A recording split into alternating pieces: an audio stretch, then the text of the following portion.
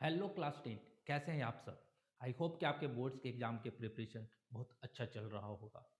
अगर नहीं चल रहा है तो मैं लेकर आया हूँ एक 14 days 14 chapter series for the class 10 mathematics. इसमें हम लोग पर डे हर चैप्टर से केवल 10 क्वेश्चंस करने वाले हैं। वो 10 क्वेश्चंस जो आपके पूरे चैप्टर के कॉन्सेप्ट्स को कवर करेगा और साथ में प्रीवियस ईयर क्वेश्चंस के 2-3 साल के क्वेश्चंस को भी with proper analysis of exam pattern.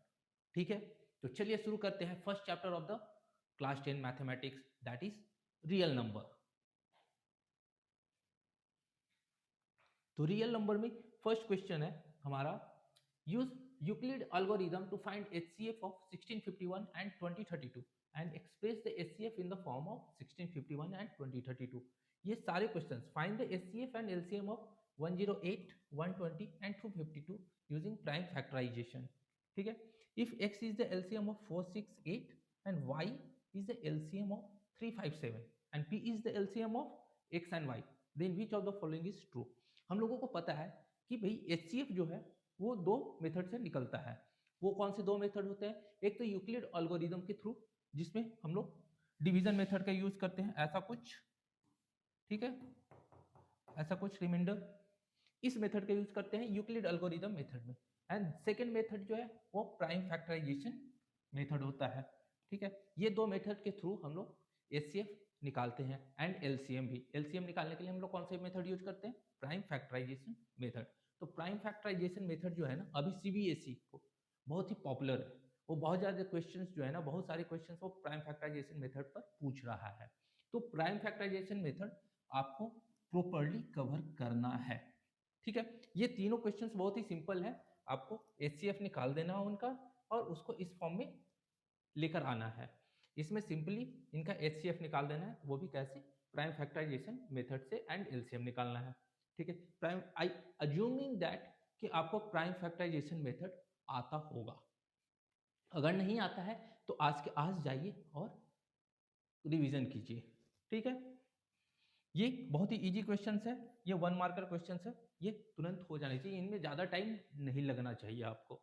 ठीक है, next next type of questions है ये, जिसमें आजकल सीबीएसई जो है ना एक्स का वैल्यू एंड वाई का वैल्यू प्राइम फैक्टराइजेशन के जैसे देता है। अब ये जैसे क्या है, ये दिया हुआ है कि x is equal to a into b to the power q, और यहाँ पर दिया हुआ है कि a and b both are prime numbers. तो ये क्या है? x का प्राइम फैक्टराइजेशन है a to the power 1 and b to the power 3। ठीक है, तो इस फॉर्म में प्राइम फैक्टराइजेशन के फॉर्म में आजकल दे रहा है सीबीएसई। ठीक है, x equal to a b q and y equal to a q b, and इनका एचसीएफ एंड एलसीएम निकालना है। ठीक है, तो अगर आपको प्राइम फैक्टराइजेशन मेथड आता है तो ये बहुत ही इजी क्वेश्चन है, आप देखते ही बना लोगे इसको। ठीक है, अगर नहीं आता है प्राइम फैक्टराइजेशन मेथड तो मैं फिर से बोलूंगा कि एक बार आप जाओ और इसको रिवाइज करो। ठीक है, ये क्वेश्चंस भी सेम है, x is equal to a square b cube and c to the power n and y is equal to a cube b to the power n and c square. ठीक है, and यहाँ पर m plus n की value निकालनी है, जिसमें LCM दिया हुआ है। If LCM is a cube b four and c to the power 3। अगर मैं फिर से बोलूंगा कि अगर आपको प्राइम फैक्टराइजेशन मेथड नहीं याद है या नहीं पता है कि कैसे निकलता है तो आप उसको रिवाइज कीजिए, क्योंकि ये बहुत ही ज़्यादा इंपॉर्टेंट कॉन्सेप्ट है रियल नंबर में, और इससे क्वेश्चंस आने ही आने हैं बोर्ड एग्जाम्स में, और इस साल के बोर्ड एग्जाम्स में तो कंफर्म आना है। तो इसको आप रिवाइज कर लीजिए। नेक्स्ट नेक्स्ट है, two numbers are in the ratio 4:5 and their HCF is 11, find the LCM of these numbers. तो यहाँ पर और इसमें भी HCF of two numbers is given, ठीक है 40, and LCM of two number is given, but एक अननोन वेरिएबल है के। ठीक है, तो यहाँ पर कौन सा कॉन्सेप्ट यूज हो रहा है? तो यहाँ पर जो कॉन्सेप्ट यूज हो रहा है वो हो रहा है कि product of two number can be written as HCF into LCM. ये आपने पढ़ा होगा। ठीक है, ये आपने पढ़ा होगा। तो इस कॉन्सेप्ट को यूज करना है यहाँ पर कि मुझे दो नंबर का रेशियो दिया हुआ है 4:5 और उसका एचसीएफ दिया हुआ है, तो उसका एलसीएम निकालना है, ठीक है। एंड इसमें भी वही है, ये दो नंबर दिए हुए हैं मुझे, ठीक है, उनका HCF दिया हुआ है, LCM भी दिया हुआ है, बट उसका वेरिएबल है, एक वेरिएबल है। तो इसमें आप पुट करोगे दोनों नंबर, HCF इंटू LCM करोगे, आंसर आ जाएगा, ठीक है। नेक्स्ट क्वेश्चन, नेक्स्ट क्वेश्चन है ये, so that every positive odd integer is of the form 6m + 1, 6m + 3 और 6m + 5। यहाँ पर कौन सा कॉन्सेप्ट यूज हो रहा है, अब इसको ध्यान से देखिए कि यहाँ पर कौन सा कॉन्सेप्ट यूज होने वाला है। यहाँ पर कॉन्सेप्ट जो यूज हो रहा है वो हो रहा है यूक्लिड डिवीजन लेमा। ये क्या था, ये तो नया चीज है। यूक्लिड डिवीजन लेमा अगर नहीं याद है आपको, तो इसमें बोला जाता है कि कोई भी दो नंबर है ए एंड बी, उसको हम लोग एक फॉर्म में लिख सकते हैं। वो कौन सा फॉर्म है, A is equal to B Q plus R, where R should be less than B.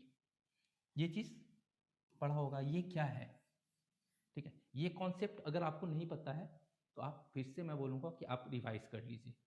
ये क्वेश्चंस आपको जरूर कर कर जाना है, इससे बहुत सारे कॉन्सेप्ट क्लियर होते हैं। ये अभी ट्रेंड में नहीं है बट आ सकता है CBSE में, ठीक है। इस पर बेस्ड और भी क्वेश्चंस आते हैं, तो इसको आप जरूर से जरूर कवर कर लीजिए। देन नेक्स्ट ये भी है, using Euclid division lemma so that a square of any positive integer is either of the form 3m or 3m + 1 for some integer m। तो ये सेम कॉन्सेप्ट पर बेसिस है, ठीक है। यूक्लिड यहाँ पर है दिया हुआ यूक्लिड डिवीजन लेमा, ठीक है। इसमें हम लोग करते कुछ नहीं है, ठीक है। इसमें हम लोग किसी भी नंबर को a is equal to BQ + 1 के फॉर्मेट में लिखते हैं, ठीक है। एंड देन रिमाइंडर के थ्रू हम लोग चेक करते हैं।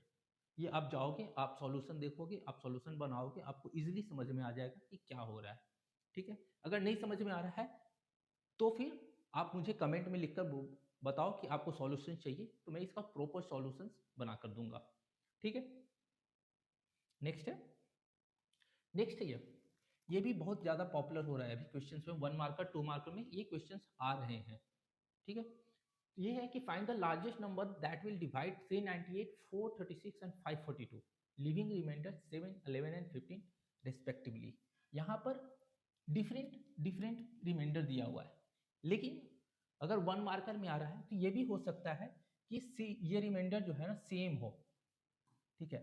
बस लिख दिया जाए कि leaving remainder 7 in each case, ठीक है, कि हर केस में 7 रिमाइंडर दे रहा है या सर्टेन रिमाइंडर दे रहा है, ठीक है।